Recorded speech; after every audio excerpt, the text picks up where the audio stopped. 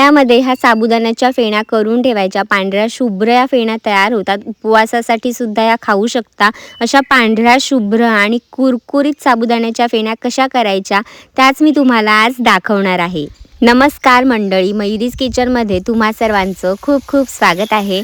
आज मी तुम्हाला दाखवणार आहे साबुदाण्याच्या फेण्या अतिशय सोप्या पद्धतीने कशा बनवायच्या. त्या तेलात घातल्यावरती मस्त अशा फुगून एकदम पांढऱ्या शुभ्र दिसतात ह्या फेण्या. बघा, दिसायलाही अतिशय सुंदर आणि फुगलीसुद्धा खूप सुंदर आहे. तर ह्या साबुदाण्याच्या फेण्या बनवण्यासाठी तुम्ही कितीही किलोच्या ह्या साबुदाणा फेण्या करू शकता. फक्त आपण करतोय तेव्हा एका कुठल्याही भांड्याच्या मापाने करायच्या. म्हणजे मी इथे एक वाडगं घेतले, ते वाडगं भरून इथे साबुदाणे घेतलेले आहेत. आता एका टोपामध्ये घेते, 1-2 वेळा स्वच्छ पाण्याने धुवून घ्यायचे. म्हणजे ह्याच्यात जो काही पांढरा स्टार्च असतो ना तो निघून जाईल. 1-2 वेळाच धुवून घ्यायचे. धुवून झाल्याच्या नंतर ह्यात पुन्हा पाणी घालायचं. पाणी कितपत घालायचं, साबुदाणा बुडेल ना एवढंच पाणी घालायचं आणि झाकण ठेवायचं. रात्रभर हा साबुदाणा जो आहे तो पाण्यात चांगला भिजतो आणि मग सकाळी आपण त्याच्या फेण्या करणार आहोत. जेव्हा पण आपण फेण्या करणार आहोत तेव्हा लक्षात ठेवायचे की आदल्या दिवशी आपण साबुदाणा भिजत घालायचा रात्री आणि मग सकाळी तो व्यवस्थित तयार होतो. आता एका मोठ्या भांड्यामध्ये मी इथे 4 वाडगी पाणी घेतले. ज्या वाडग्याने मी साबुदाणा मोजलाय ना त्याच वाडग्याने इथे 4 वाडगी पाणी घेतलेलं आहे. प्रमाण जे आहे ना ते खूप महत्त्वाचं आहे. तर इथे जे कोणतं भांडं आपण वापरत असू त्याच्या 4 पट पाणी घालायचं. त्यात मीठ घालायचं चमचाभर आणि साबुदाणा जो भिजत घातलेला होता रात्रभर तो असा पाण्यात घालायचा. बघा, व्यवस्थित साबुदाणा भिजलेला आहे त्याला पाण्यात घालायचं आणि साबुदाणा आपल्याला ट्रान्सपरंट होईपर्यंत शिजवून घ्यायचं आहे. पाण्याचं प्रमाण योग्य असेल ना तर व्यवस्थित साबुदाणा शिजतो आणि फेणीसाठीचं जे बॅटर आहे, मिश्रण आहे ते व्यवस्थित तयार होतं. आता मी इथे चुलीवर करते. तुम्ही गॅसवर करत असाल तर गॅसचं फ्लेम हाय करायचं आणि मस्त हाय फ्लेमवरती हे शिजू द्यायचं. थोडासा वेळ लागतो कारण प्रमाण जर जास्त असेल तर जास्त वेळ लागतो, कमी प्रमाण असेल तर कमी वेळात हे पटकन तयार होतं. आता इथे मोठ्या टोपामध्ये करते मी, त्याच्यामुळे थोडासा वेळ लागलेला आहे. पण साबुदाणा परफेक्ट शिजेपर्यंत आपल्याला हे शिजवून घ्यायचं आहे.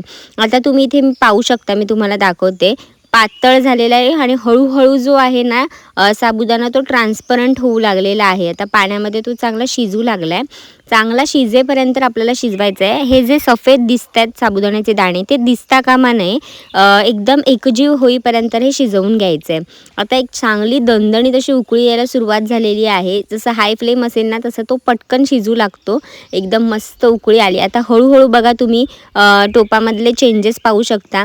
जे सफेद दाणे दिसत होते ते आता अजिबातच दिसत नाही आहेत. एकदम हे ट्रान्सपरंट होतं आहे. फक्त आता चेक कसं करायचं, हे मिश्रण आहे ना घट्टसर झालं पाहिजे. म्हणजे एका ताटावर घ्यायचं आणि चेक करायचं. ते ना असं खूप पसरत असेल तर ते रेडी नाही आहे. आपल्याला ना हे असं पसरता कामा नाही आहे. एकदम एकजीव दिसलं पाहिजे, म्हणजे ते प्लॅस्टिकवरून सरकत नाही. हळूहळू आपण फेण्या घातल्या तरी ते एकाच ठिकाणी राहतं. तर बघा, थोडा वेळ थंड करू द्यायचं, म्हणजे ते सेट होतं थंड झाल्यावरती. आणि मग तुम्ही प्लॅस्टिकची अशी पिशवी पसरवा आणि त्यावरती ह्या फेण्या ज्या आहेत त्या पळीने अशा थोड्या थोड्या घालायच्या, पसरवायच्या आणि उन्हामध्ये 1-2 दिवस, कडकडीत ऊन असेल ना तर चांगल्या सुकतात. आता थोडंसं मिश्रण मी उरवलं आहे आणि त्यामध्ये मी हे रेड चिली फ्लेक्स घालते. तुम्ही जर हे उपवासाला खात असाल तर तुम्ही घालू शकता, पण नसेल खात तर जसं मी सुरुवातीला साध्या फेण्या केल्या तशासुद्धा करू शकता. आता इथे मी मस्त हे मिक्स करून घेते. बघा, एकदम छान दिसायला सुद्धा दिसतात त्यासुद्धा सेम पद्धतीनेच आपल्याला घालून घ्यायचे आहे. मिश्रण ना खूप थंड होऊ लागतं ना तेव्हा ते अजून घट्ट व्हायला लागतं. त्याच्यामुळे पटापट साबुदाण्याच्या फेण्या घालायच्या.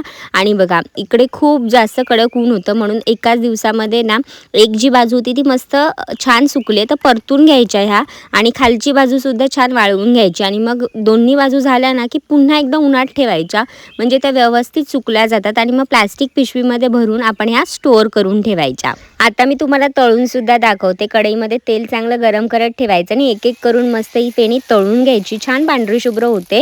ही प्लेन फेणी जी आपण बनवली होती काहीच न घालता ती वाली फेणी आहे. आणि आता मी तुम्हाला चिली फ्लेक्सवाली सुद्धा तळून दाखवणार आहे. तर ह्यात चिली फ्लेक्स घातले होते, ती सुद्धा छान पांढरी शुभ्र बनून तयार होते आणि चिली फ्लेक्समुळे थोडासा वेगळा फ्लेवरसुद्धा येतो. तर बघा, ही मस्त अशा फेण्या तयार होतात.